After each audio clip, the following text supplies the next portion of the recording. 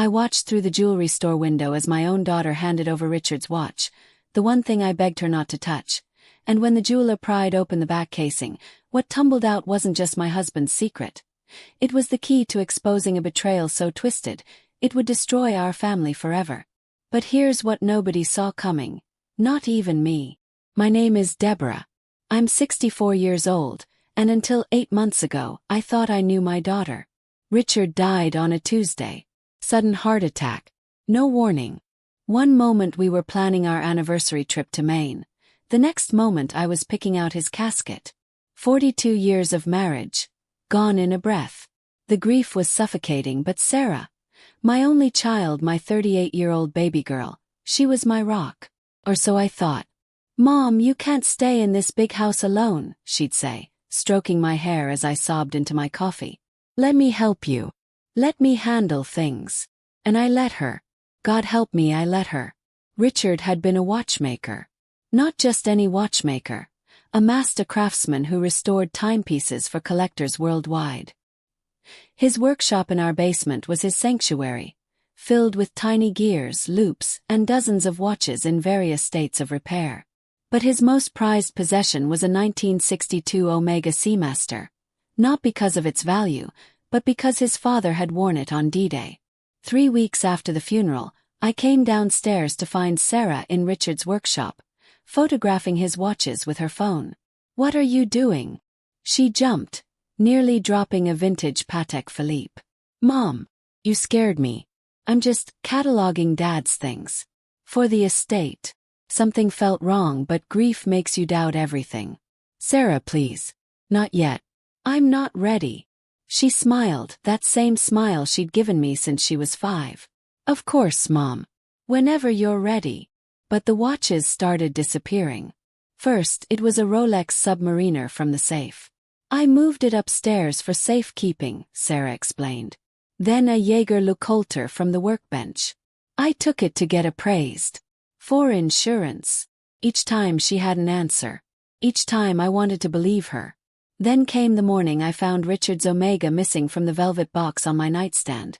The box I kept it in so I could hold it when the loneliness got unbearable. Called Sarah immediately. My hands were shaking so badly I could barely grip the phone. "The Omega's gone." Silence. Then, "Mom, you probably moved it. You've been so scattered lately." "I didn't move it, Sarah. That watch never leaves my room." "Mom." Her voice took on that patient, condescending tone. "You're grieving. You're confused. It's probably in a drawer somewhere." But I wasn't confused. And I wasn't scattered. That night, I did something I never thought I'd do. I checked Sarah's Instagram, the one she thought I didn't know about. The one she used to show off to her friends. My blood turned to ice. There she was, at a high-end restaurant downtown, wearing a new Cartier bracelet. There was a post from last week, a Louis Vuitton bag. Another from the week before, a spa weekend in Manhattan. The comments from her friends. "Girl, you're living. That inheritance money hitting different." Inheritance money. Richard's estate was still in probate. We had savings but nothing extravagant. Nothing that could fund this lifestyle. I called our estate lawyer the next morning. "Deborah, I'm glad you called. We need to discuss some irregularities. Several of Richard's watches have been sold through online auction houses. Did you authorize this?" The room tilted. "No. I authorized nothing. The sales were made using power of attorney documents. With your signature. I never signed any power of attorney." His pause was heavy. "Then we have a serious problem." I hired a private investigator. His name was Marcus Chen, a former detective recommended by the lawyer. What he discovered made me physically ill. Sarah had forged my signature on power of attorney documents 3 days after Richard's funeral. She'd been systematically selling his watch collection online. Pieces worth tens of thousands of dollars each. The money was going into her personal account. She'd already sold 17 watches. But she hadn't sold the Omega yet. Marcus tracked it to an upscale jewelry store in the city, where Sarah had an appointment scheduled for the next afternoon. We can catch her in the act, Marcus said. But Deborah, there's something else. She's been researching your finances, your social security, your life insurance policy. And she's been in contact with a lawyer about having you declared mentally incompetent.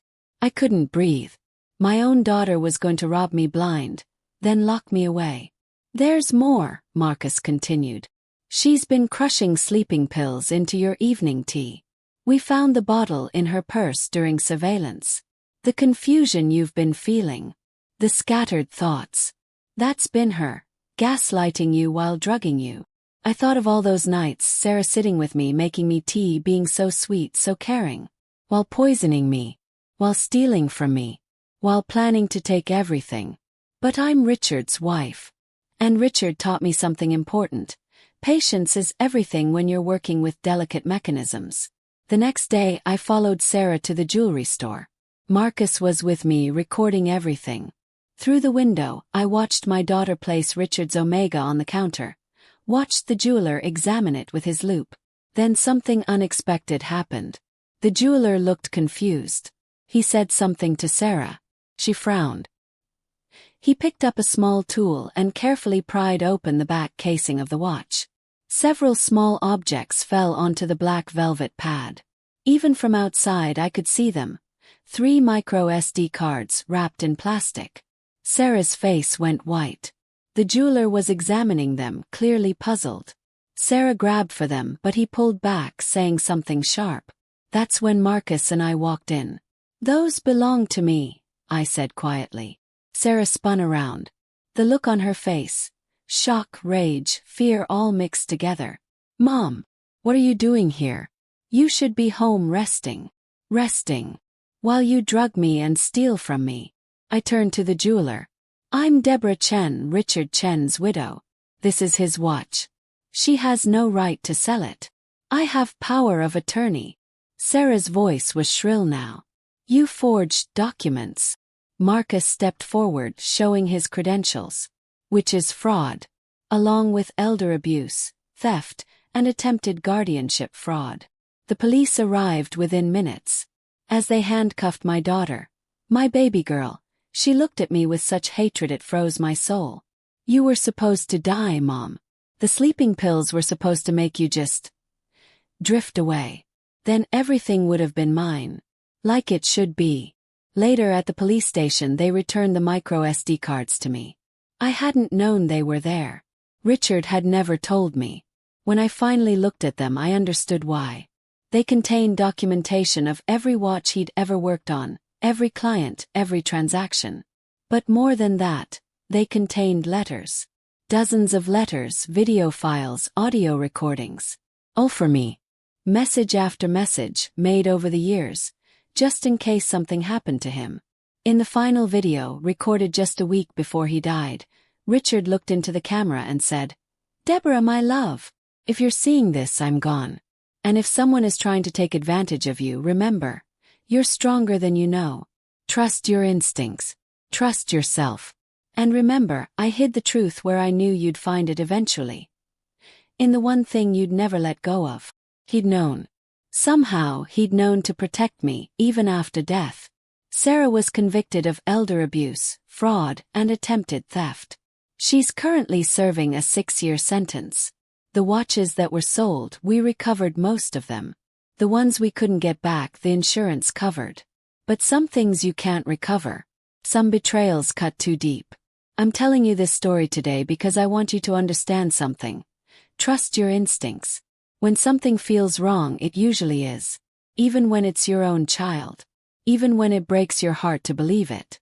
Richard's watch is back on my nightstand. I hold it every night.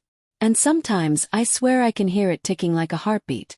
Steady, faithful, true. The truth was hidden in plain sight all along. Sometimes the people we trust most are the ones who hurt us deepest. But survival isn't about never being betrayed. It's about finding the strength to fight back when you are. If this story resonated with you, please subscribe. Share your own experiences in the comments. And remember, you're stronger than you think. This is Deborah. And this is my truth.